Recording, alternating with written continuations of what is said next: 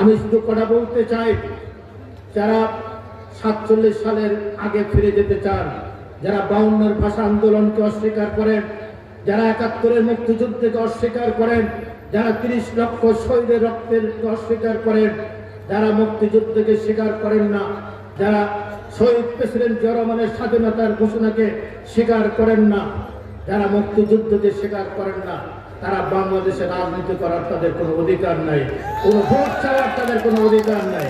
অতএব বাংলাদেশের মুক্তিযুদ্ধের একমাত্র দল হচ্ছে বাংলাদেশ জাতীয়তাবাদী দল। এই দলটি গঠন করেছেন স্বাধীনতার মহান ঘোষক শহীদ প্রেসিডেন্ট জিয়া রহমান, রণাঙ্গনের বীর মুক্তিযোদ্ধা, শতাব্দীর শ্রেষ্ঠ রাষ্ট্রনায়ক, শতাব্দীর শ্রেষ্ঠ রাষ্ট্রপতি হচ্ছেন, রাষ্ট্রনায়কও হচ্ছেন শহীদ প্রেসিডেন্ট জিয়া রহমান। একজন সৎ পরিচ্ছন্ন দেশপ্রেমিক রাজনীতিবিদ ছিলেন শহীদ প্রেসিডেন্ট জিয়া রহমান। তাই আমাদের প্রিয় নেতা তারেক রহমান একজন প্রতিচ্ছবি। তার বাবা হলেন শহীদ প্রেসিডেন্ট জিয়া রহমান, তার মা হচ্ছেন খালেদা জিয়া।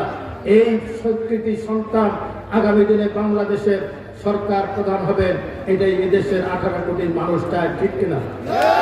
আমরা তাই তার নেতৃত্বে ঐক্যবদ্ধ হয়ে আজকে এই বরুড়া থানার সমস্ত উপজেলা পৌরসভা আপনাদের 15টি ইউনিয়নের মানুষ যেভাবে ঐক্যবদ্ধ হয়েছেন, সারা বাংলাদেশের যুব সমাজ, ছাত্র সমাজ, কৃষক, শ্রমিক জনতা আজকে সবাই ঐক্যবদ্ধ তারেক রহমানের নেতৃত্বে।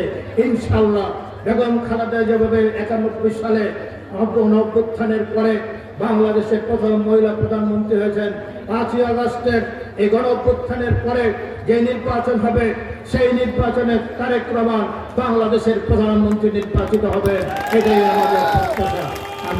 আমাদের প্রিয় নেতা তারেক রহমান অতি শীঘ্রই বাংলাদেশে ফিরে আসবেন।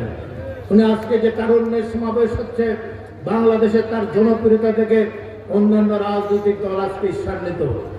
বাংলাদেশের মুক্তিযুদ্ধের একমাত্র দল হচ্ছে বাংলাদেশ জাতীয়তাবাদী দল। এই দলটি গঠন করেছেন স্বাধীনতার মহান ঘোষক শহীদ প্রেসিডেন্ট জিয়া রহমান, রণাঙ্গনের বীর মুক্তিযোদ্ধা, শতাব্দীর শ্রেষ্ঠ রাষ্ট্রনায়ক, শতাব্দীর শ্রেষ্ঠ রাষ্ট্রপতি হচ্ছেন, রাষ্ট্রনায়কও হচ্ছেন শহীদ প্রেসিডেন্ট জিয়া রহমান। একজন সৎ পরিচ্ছন্ন দেশপ্রেমিক রাজনীতিবিদ ছিলেন শহীদ প্রেসিডেন্ট জিয়া রহমান। তাই আমাদের প্রিয় নেতা তারেক রহমান একজন প্রতিচ্ছবি। তার বাবা হলেন শহীদ প্রেসিডেন্ট জিয়া রহমান, তার মা হচ্ছেন খালেদা জিয়া। এই সংস্কৃতি সন্তান আগামী দিনে বাংলাদেশের সরকার প্রধান হবেন, এটাই এদেশের 18 কোটি মানুষ চায়, ঠিক কিনা?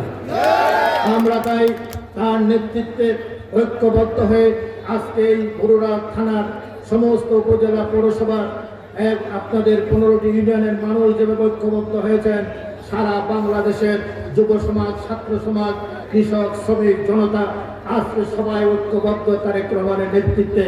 ইনশাআল্লাহ বেগম খালেদা যেভাবে 91 সালে অভ্যুত্থানের পরে বাংলাদেশের প্রথম মহিলা প্রধানমন্ত্রী হয়েছেন, 5ই আগস্টের এই গণ অভ্যুত্থানের পরে যে নির্বাচন হবে, সেই নির্বাচনে তারেক রহমান বাংলাদেশের প্রধানমন্ত্রী নির্বাচিত হবে, এটাই আমাদের প্রত্যাশা। আমি আমার বক্তব্য